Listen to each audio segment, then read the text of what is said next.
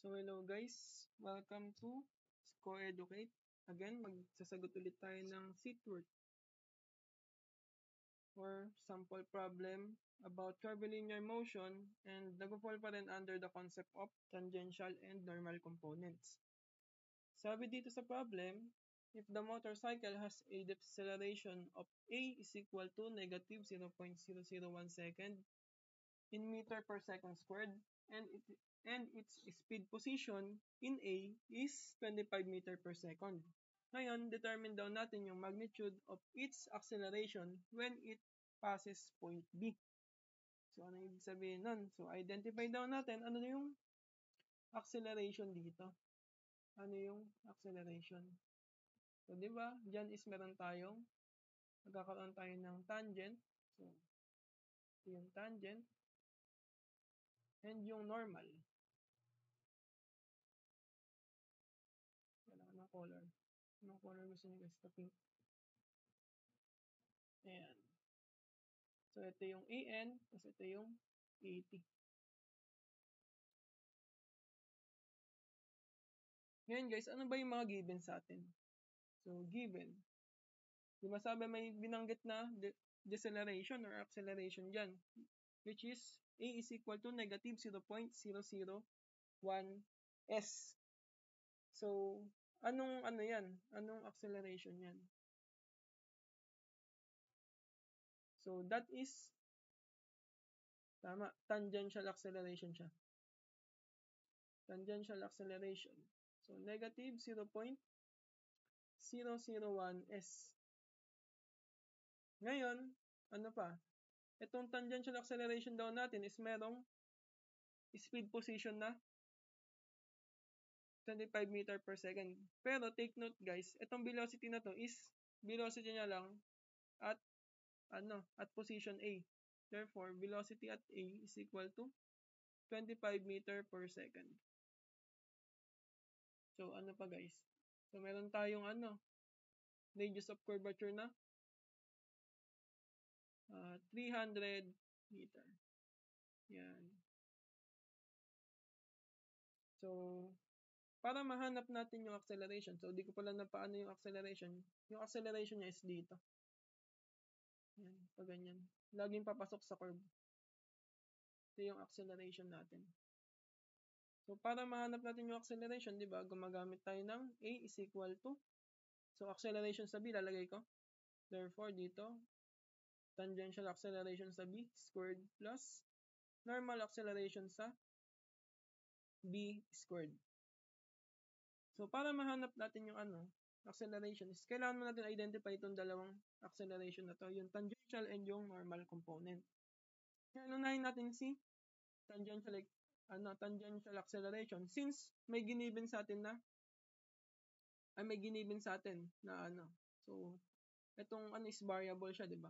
And naka in terms sa position. So 80 is equal to negative 0.001 1s. 1 seconds naman tuloy. 1s. Ngayon, ano yung ilalagay natin sa s na yan? So, meron pa akong ginagawa dito. So, ano yung ilalagay natin sa s na yan? Since ang ina-analyze natin is ang hinahanap natin na acceleration is point B, therefore, kailangan natin malaman ano ba yung change in position niyan from point A to point B. So, ito. From point A to point B, ano ba to? Di ba that is yung circumference nung quarter circle. So, quarter circle siya guys. Kung mapapansin niyo. And, di ba, pagka circle, may formula tayo ng circumference niya na 2 pi r. Since ito is quarter circle, therefore, hatiin lang natin siya sa 4. So, kung simplify natin, 1/2 pi r. Ayan. And yan is equal yan sa position din natin. Or yung change in position from A to B. So, tama ba? Tama. So, yan yung gagamitin nating formula para mahanap natin yung S na isasalpak dito. Okay? So, change in position S, A to B, is equal to pi r, which is 300, over 4. So, ilan kaya yan, guys? So, change position A to B equals saan? So, shift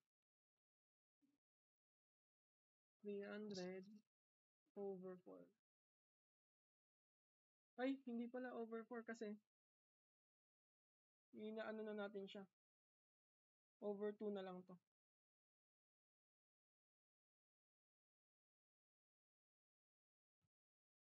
Over 2 na lang siya, guys. So, that is 150 pi. So, 150 pi in meter. Therefore, makukuha na natin si tangential acceleration. Wait, guys. Bumabaling ko yung sulat ko. So, meron tayong tangential acceleration na equal sa negative 0.001. Then, yung S natin na 150 pi. So, meron tayo. Makukuha na natin si tangential acceleration sa B. Sa B.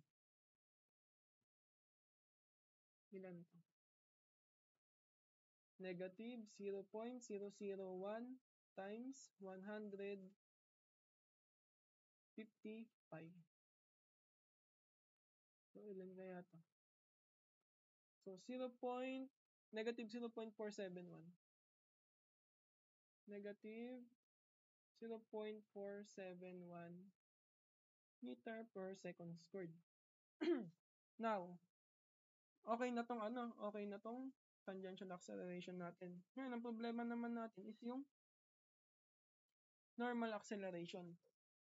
So, paano naman natin mahanap yun, guys? So, di ba may formula tayo doon na En is equal to B squared over rho. Pero guys, ang hinahanap natin na AN is sa B. Therefore, dapat yung velocity natin is sa V.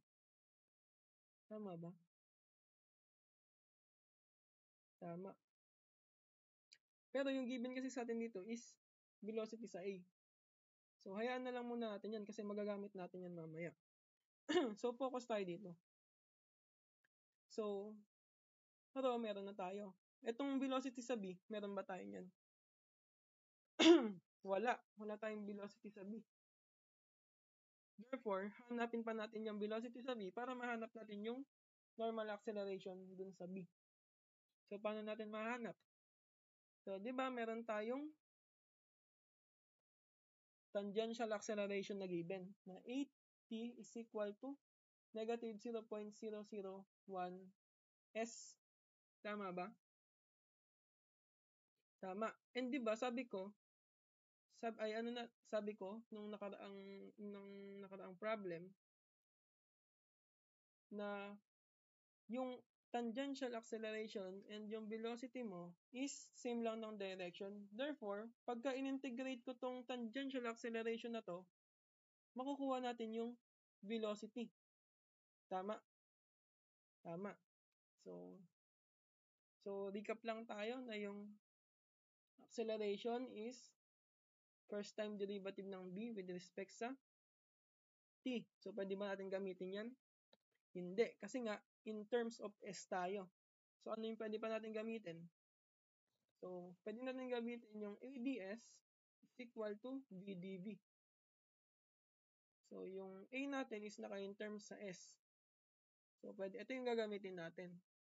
So, ADS. So, ano yung ADS natin? AT ds is equal to VDV. And yung 80 natin, di ba, equal siya sa negative 0.001s. And ito is equal to VDV. So, burahin ko lang ito muna. Pangit tignan eh. Ayan. So, integrate natin siya both side. Para dito is ma-isolate natin. Matira dito is V lang. So, ngayon, ano yung magiging limit natin? Yun yung problema natin. Ano yung magiging limit natin? So, di ba guys, may giniven sa atin dito. So, at point A, ano yung position natin dyan? So, di ba that is parang sa point A is, yung position natin is 0. Kasi yun yung point of reference natin eh. Di ba? Yung point A. So, at point A, di ba ang position natin is 0.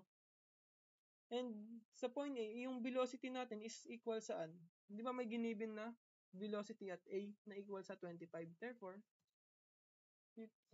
at point A, meron tayong 25 meter per second na velocity. Ngayon, at point B, ano yung magiging position natin? So, di ba that is 155.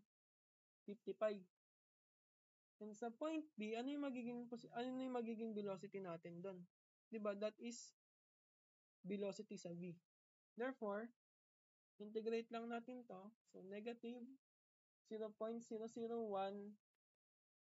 s squared over 2. So, from 0 to 155 equal to V. From 25 to velocity sa V. Now, substitute lang natin yung mga limits. So, negative 0.001, ano yung S natin? That is 155 squared. 155 squared over, over 2. So, minus 0. Isi-0 ko na lang din yan, guys. Hindi ko na isusulat. Sulat ko na rin. Yan. Equal sa V. Ano yung natin? So, VV minus 25. Therefore, ano yung velocity at V natin? So, calculator. Di ba, meron tayong negative ng 0.001 155 squared over 2 is equal to x minus 25. That is ilan? Negative. Tama ba?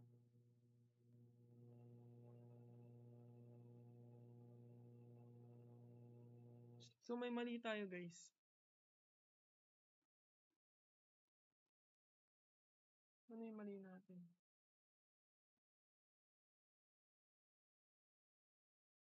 Zero point 001 squared.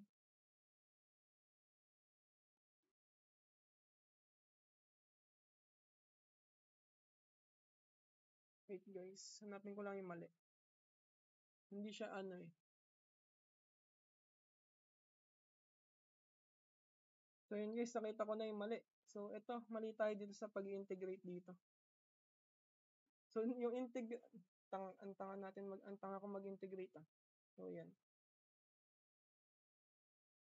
So, integral pala ng V, dV pala. So, ang ko kasi dito, dV lang. Ang pagkakaano ko, dV lang. So, sorry. So, ano ba yung derivative ng V? That is, di ba, V squared over 2. Yan. Then, 0, then 25 to dV. Yan. So, ulit. So, ito, bumabago lang din to magiging 20 dV squared over 2 minus 25 squared over 2. Yan. Tama na siya, guys.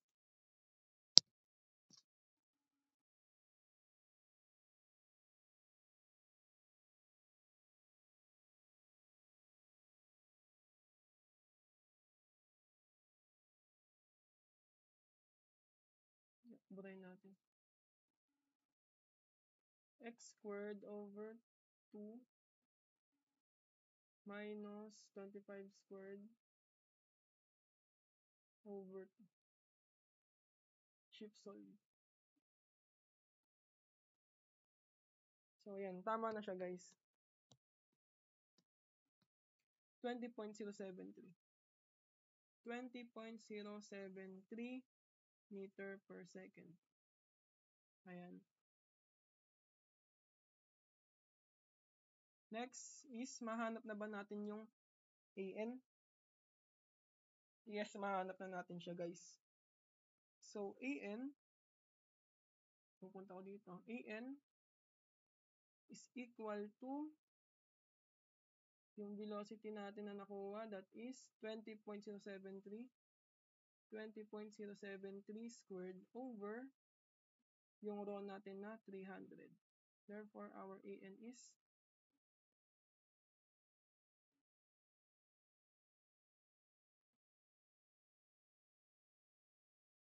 20.070 squared.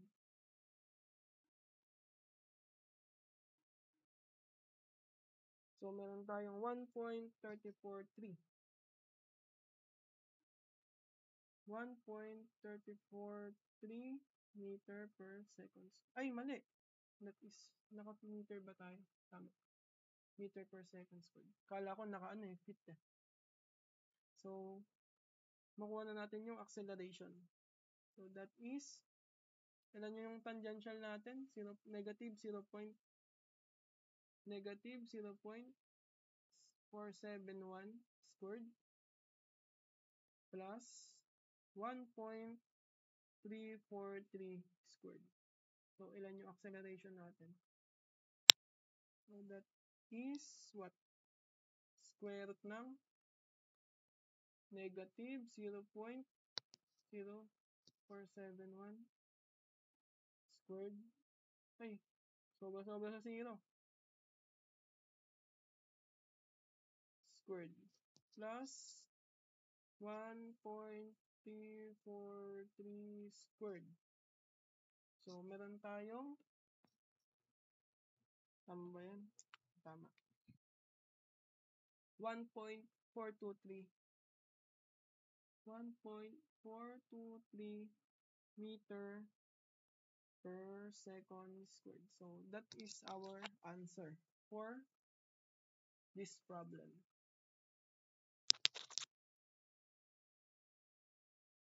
So, I hope nakuha niyo yung sagot. And, kung hindi niyo ulit nakuha, sana naintindihan niyo yung pinaggagawa ko dito. So, yun lang. Bye!